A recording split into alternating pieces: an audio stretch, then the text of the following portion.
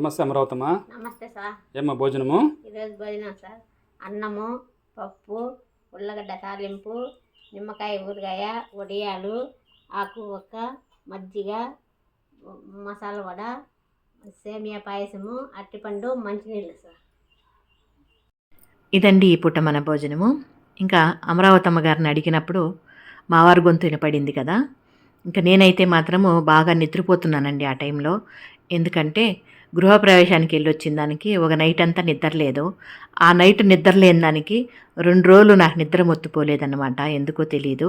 ఇంకా ఏం బాధ లేదు, కష్టం లేదు మనిషికి, అంటే ఏ నొప్పి బాధ ఏమీ లేదు.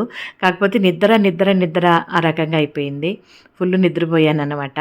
అనుకోకుండా ఒక రోజు గడిచిపోయినట్లు అయిపోయింది నాకైతే మాత్రము. ఓ నైట్ అంతా నిద్ర లేకపోతే మీకు ఏ విధంగా ఉంటుందనేది నాకు కామెంట్ సెక్షన్లో తెలియజేయండి. ఓకేనా.